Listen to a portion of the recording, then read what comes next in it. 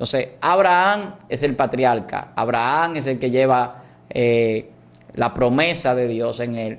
Isaac es el padre de Jacob, de donde la promesa tiene ya una fuerza mayor, porque a Jacob Dios le cambia el nombre por Israel.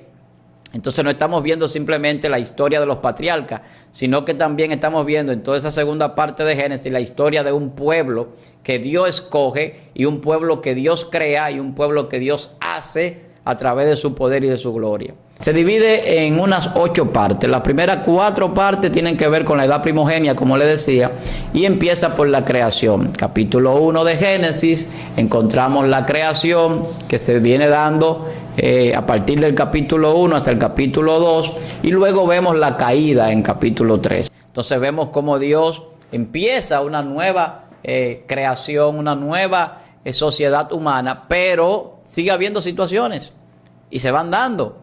Entonces, todo lo que va aconteciendo más adelante va dando al traste con lo que viene luego, cuando viene ya a entrar el patriarcado a partir del capítulo 12. Pero ¿qué sucede en el capítulo 11? Que es quizá la última parte que vamos a mencionar, porque no podemos darlo todo a detalle en el poco tiempo que tenemos. Estamos hablando de la edad primogénea o la primera parte de Génesis. Son 50 capítulos, pero lo estamos resumiendo y estamos tomando puntos específicos. Ya en la parte 4 encontramos la dispersación de las naciones. Muchos conocemos la Torre de Babel, así como conocemos la historia de Noé, que no quise hacer mucho hincapié, porque muchos sabemos lo que fue la arca y cómo fue el diluvio.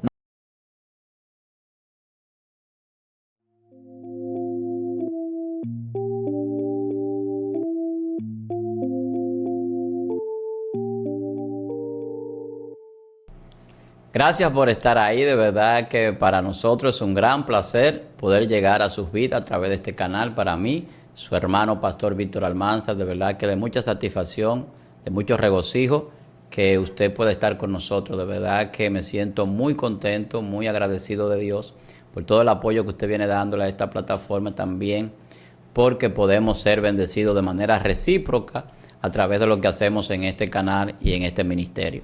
De verdad que de gran bendición. Así que siempre le decimos que si no se ha suscrito, si es la primera vez que pasa por aquí y le gusta el contenido, suscríbase y compártalo también. Dele a la campanita para que le lleguen las notificaciones y todas esas cosas que siempre uno dice que hay que hacer. Y que es bueno porque así también nosotros crecemos cuando usted pues hace todo esto. Y eso es también una gran bendición.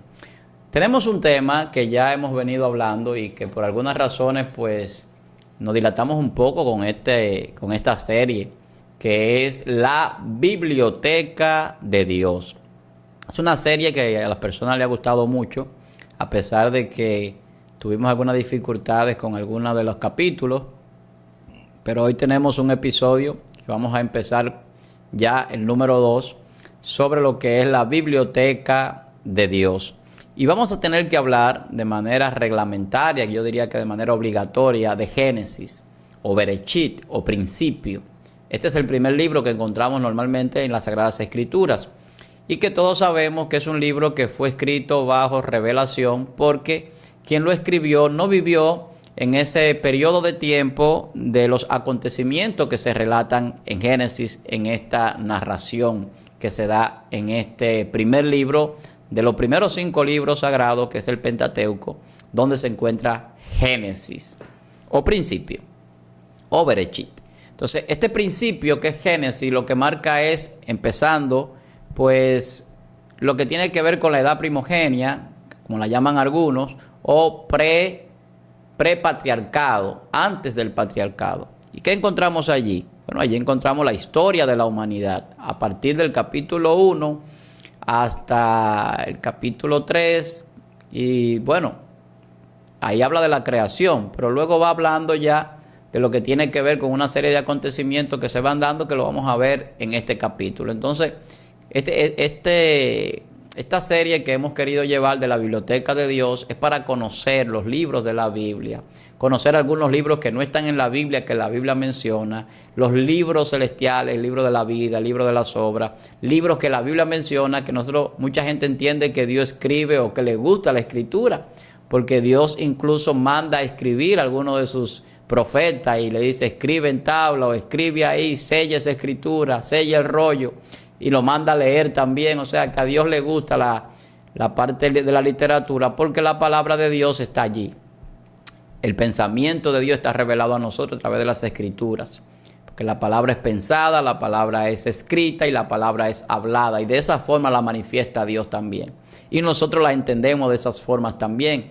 Además de que la palabra Dios la ha puesto en nuestra mente y en nuestros corazones. Y ahí ya no solamente es pensada, sino que podemos meditarla, obedecerla y vivir conforme a ella. O sea, podemos reprogramar nuestras capacidades y poder vivir una vida más plena y más llena del Espíritu Santo de Dios.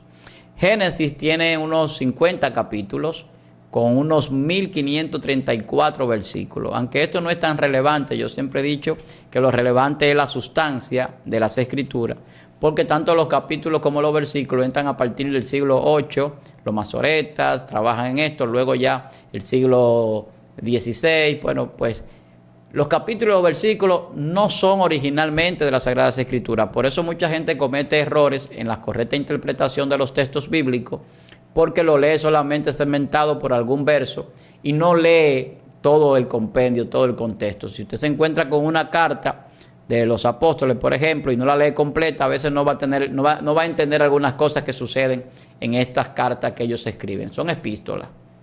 Y entonces, como cartas, van dirigidas por una situación y con una serie de requisitos para que sean cartas.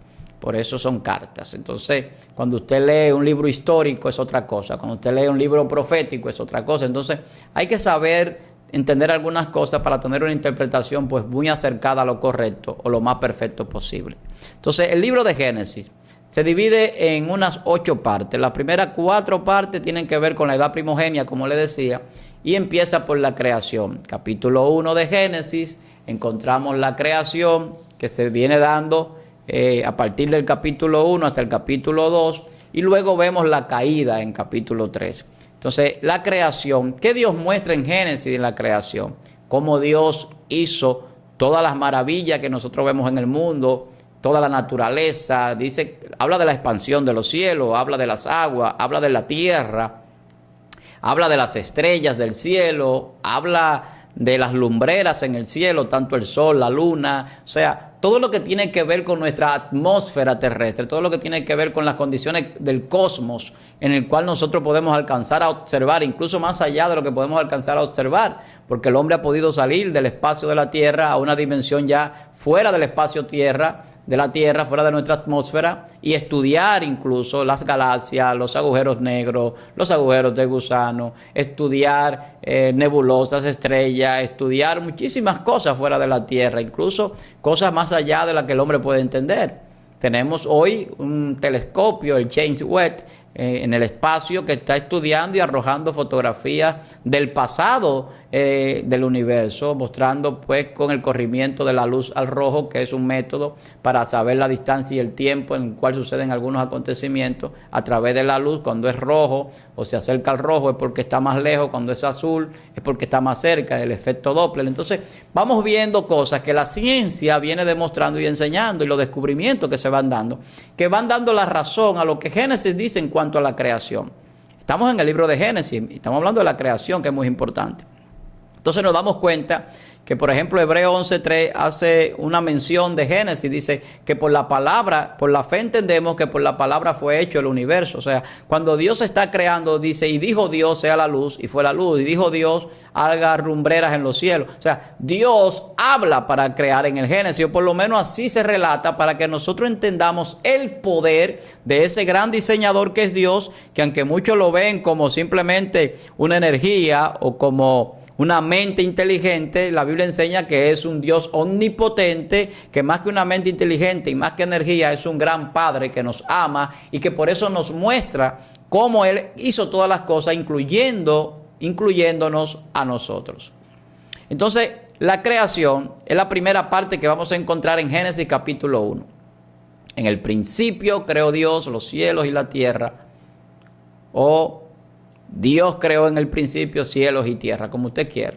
Pero al final de cuentas está hablando de leyes de la física, como la termodinámica, como la entropía, que están mostrando un orden en el desorden, porque la tierra estaba desordenada y vacía, y Dios la ordenó y creó vida y creó toda la naturaleza que tenemos. Eso es entropía de baja intensidad y de gran intensidad, pero en nosotros se muestra de baja intensidad lo que es la entropía, que es cómo se ordenan las cosas en un desorden, para que usted lo entienda, para no entrar mucho en el aspecto científico, para no agobiarlo. Entonces, entramos a ver que desde la creación Dios está mostrando un poder científico de creación, porque Él como diseñador tiene que tener ciencia, tiene que ser sabio, tiene que ser inteligente, y eso está, pues no de más decirlo, pero hay que aclararlo.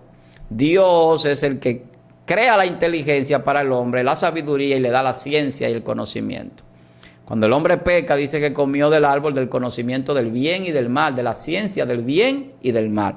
Porque la ciencia es un conocimiento, la conciencia es una ciencia que viene incíntrica en nuestra capacidad para nosotros poder entender y conocer cosas. Entonces, tenemos la capacidad consciente de experimentar cosas y también de estudiarla y saber su composición. Eso es una sabiduría que no viene de nosotros, viene del Creador.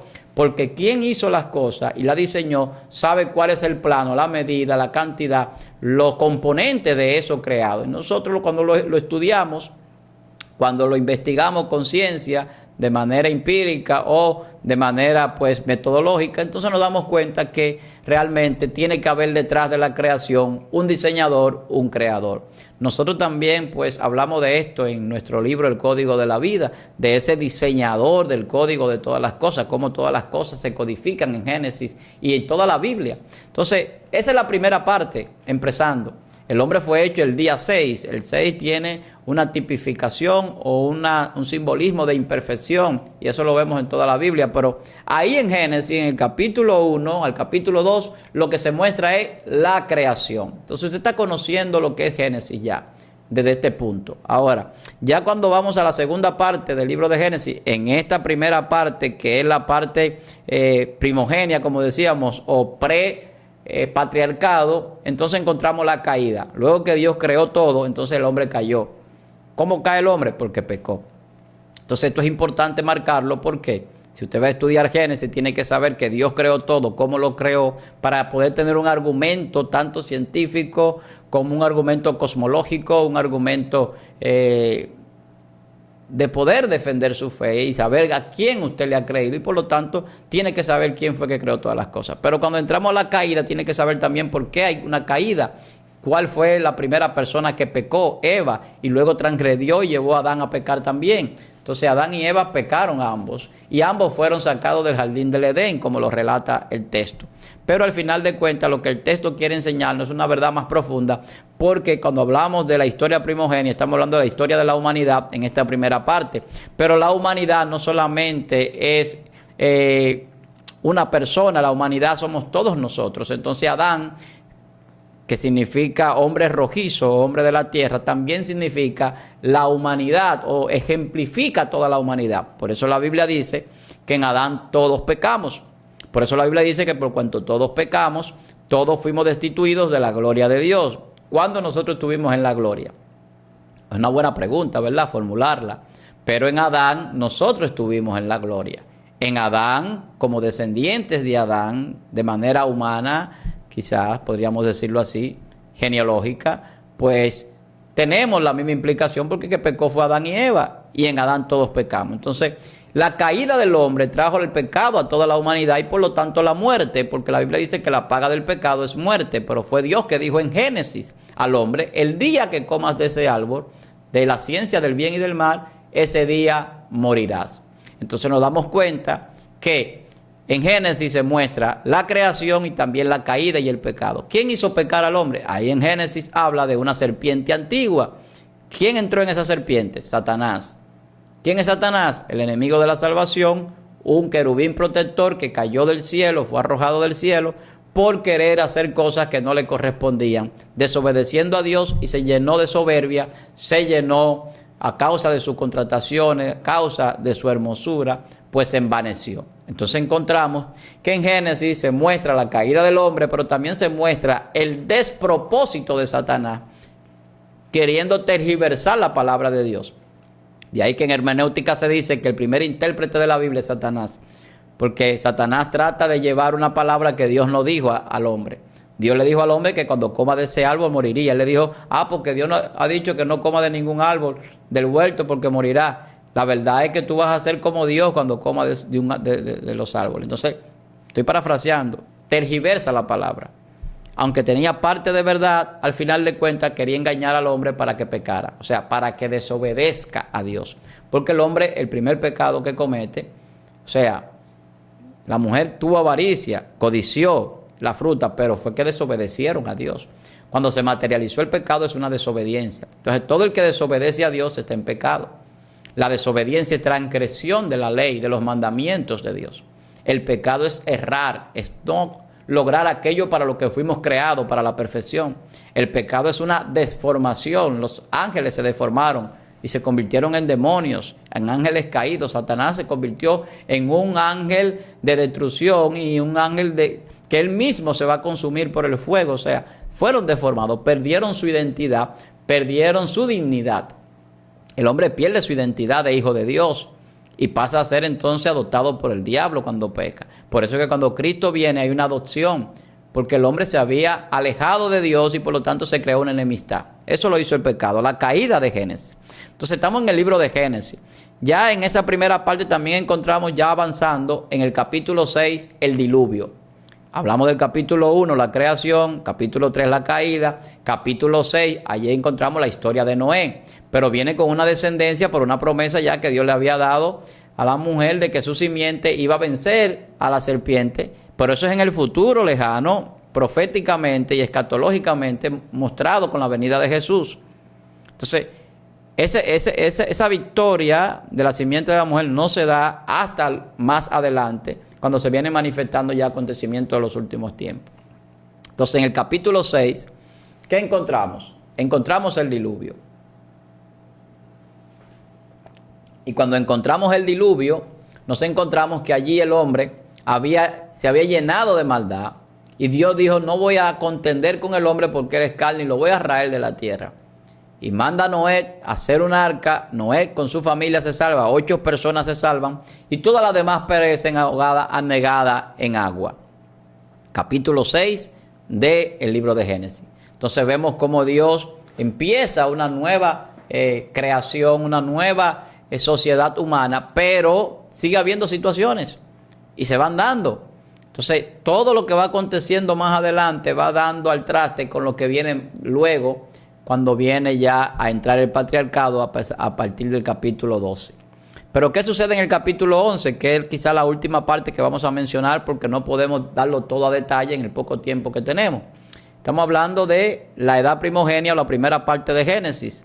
Son 50 capítulos, pero lo estamos resumiendo y estamos tomando puntos específicos. Ya en la parte 4 encontramos la dispersación de las naciones.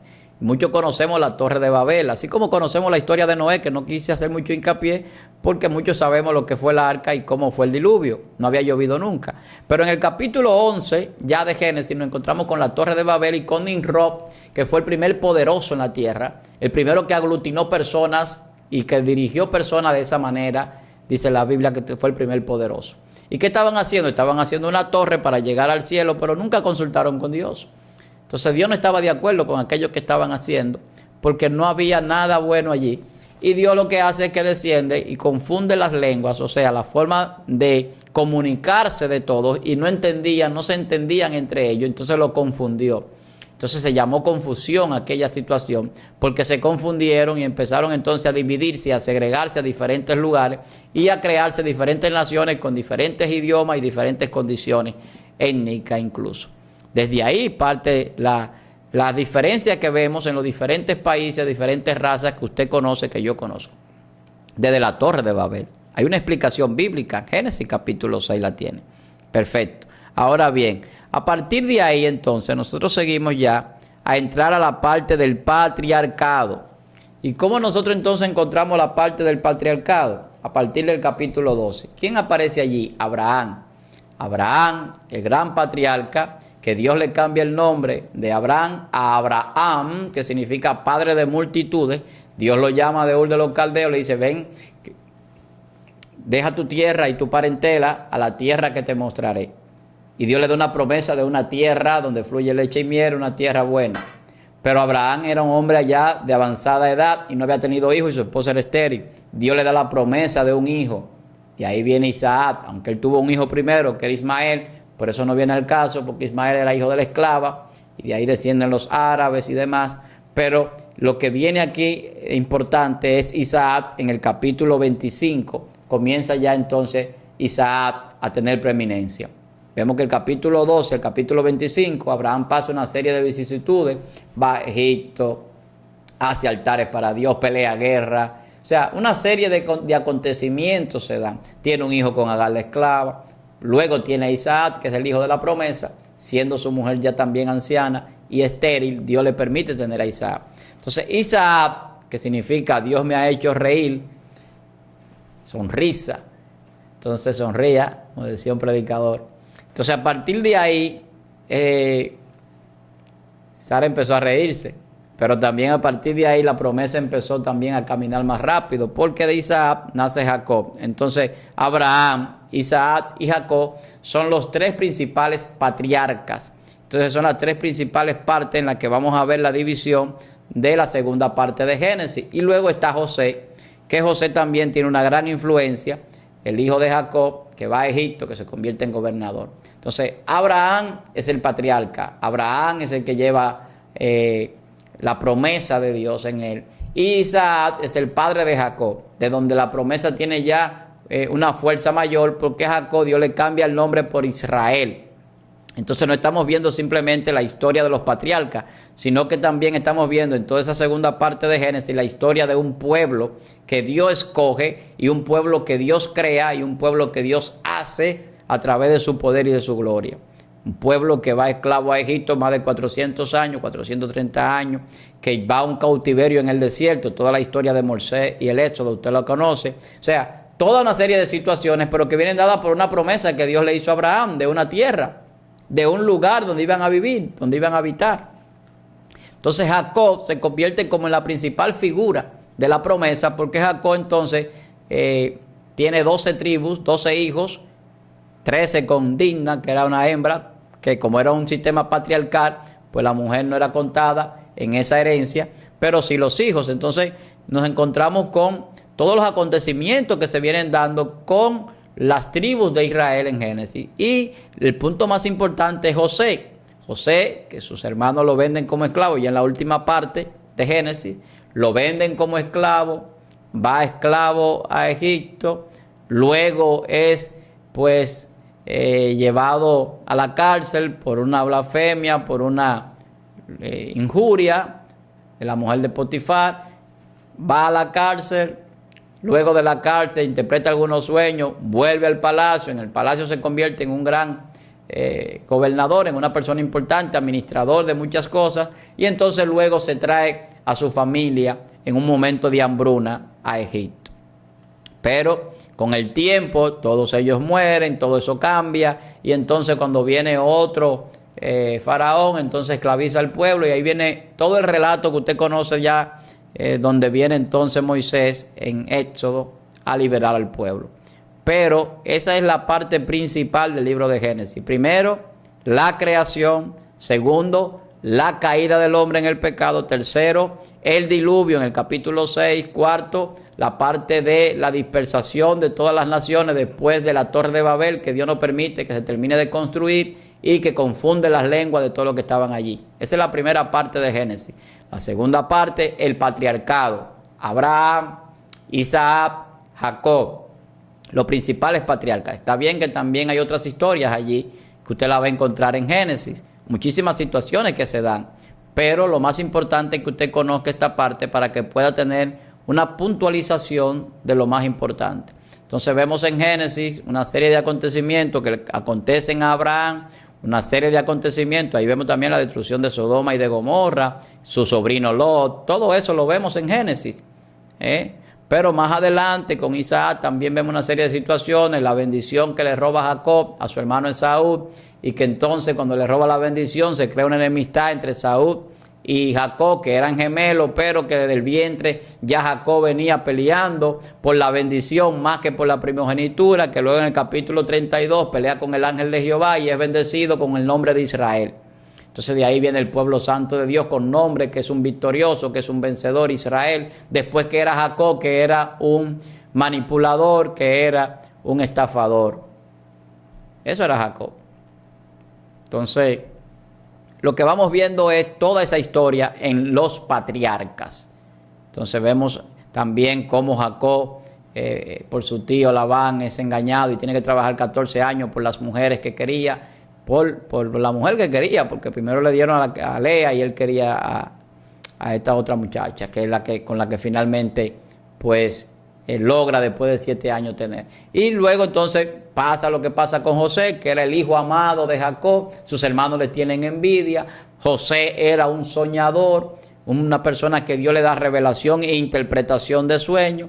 Entonces en ese patriarcado vemos en José una grandes enseñanza que Dios da a través de esa historia. Y vemos cómo Dios lleva a este muchacho de ser un hijo aborrecido por sus hermanos y un carcelero, un esclavo, a ser un gran gobernador y un hombre que salvó a mucha gente, como él mismo dice al final de Génesis, que Dios fue que lo llevó allí para salvar a mucha gente. Porque todas las revelaciones que Dios le dio a él y toda la administración que él hizo para que en el hambre pudiera guardarse entre las vacas flacas y gordas, en aquella revelación, alimento para alimentar a mucha gente y que no pereciera. Esto es un resumen de lo que es el libro de Génesis, que tiene 50 capítulos y más de 1500 versículos. Así que ya usted sabe, esto es la biblioteca de Dios, es una serie. Así que yo espero que usted haya recibido una bendición con esta entrega sobre Génesis en este episodio y que así, ¿verdad?, a vuelo de pájaro, en picadito, pues usted tenga lo más importante.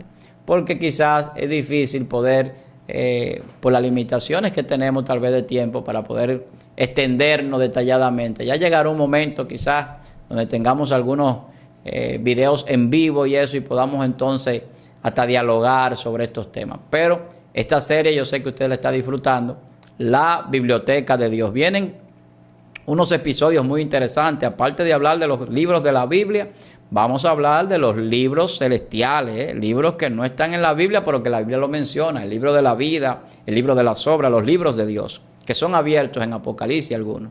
Pero también vamos a hablar de los libros que mencionan algunos escritores, que tampoco están en la Biblia. Y libros quizás que usted ha escuchado mencionar, como el libro de Jacer, el libro de Enoch y otros, que son importantes que hablemos de ellos y de cosas que tienen mucho que ver con lo que a nosotros nos interesa para seguir conociendo más sobre Dios, sobre sus sagradas escrituras, su palabra, y por lo tanto poder interpretar, poder dirigirnos también de manera correcta a través de su palabra, ya que la palabra de Dios es útil para enseñar, para corregir, para instruir, para dirigir en justicia, para llevarlo a nosotros a ser un hombre perfecto, enteramente preparado para toda buena obra. Ese es el fin, que Dios quiere perfeccionarnos y lo hace a través de su palabra. Primero Dios nos limpia a través de su palabra, Dios nos transforma a través de ella, nos quiere perfeccionar, pero también quiere que su palabra more en nosotros. Por eso Él dice, en los últimos tiempos yo escribiré mi ley en su mente y en sus corazones. Entonces hemos visto el libro de Génesis de manera rápida, que también en las dispensaciones tiene una característica muy importante, porque allí vemos el tiempo de la inocencia, vemos el tiempo postdiluviano, vemos también el patriarcado. Entonces vemos varias dispensaciones importantes en Génesis solamente. Es un relato muy especial, aunque no es cronológico a veces, sino que solamente muestra lo que Dios quiere mostrarnos, y a veces puede parecer incluso hasta metafórico, porque la gente empieza a hacer conjeturas, pero al final de cuentas es la palabra de Dios y es verdadera. Dios se la reveló a Moisés, se entiende que fue Moisés, que Dios le permitió escribirla y que todos esos libros del Pentateuco lo escribió Moisés, pero aquí hay una revelación especial en el libro de Génesis. La creación, la caída, el diluvio, la dispensación de los pueblos, el patriarcado con Abraham, con Isaac, con Jacob, con José, y con todos los acontecimientos que esto encierra. Dios le bendiga, gracias por estar ahí. Espero que siga apoyando nuestro canal. Hay muchas cosas nuevas que tenemos. Tenemos un seminario que hay muchas personas que han estado queriendo estudiar a profundidad las Sagradas Escrituras, nos escriben y hemos abierto, tenemos ya la apertura de un seminario ahora en octubre. Si usted no se ha suscrito, puede comunicarse a los contactos que vamos a dejar aquí debajo para que tenga toda la información. Entrando a la dimensión de Dios. Así hemos titulado este seminario. Vamos a profundizar las escrituras, vamos a interactuar, vamos a tener una serie de cosas importantes aprendiendo sobre la palabra. Eso es lo que queremos y eso es lo que la gente pues está demandando, y yo sé que será de gran bendición. Para mí es un gran placer que podamos compartir, que podamos interactuar, poder llegar a ustedes, esperando que usted y su familia sea bendecido. Para mí, su hermano Pastor Víctor Almanzar, es un gran placer estar aquí y también compartir con ustedes. Así que muchas bendiciones, nos veremos en una próxima entrega. No se pierda el próximo episodio de la Biblioteca de Dios. Así que siga disfrutando de todo lo que tenemos para ustedes. Bendiciones.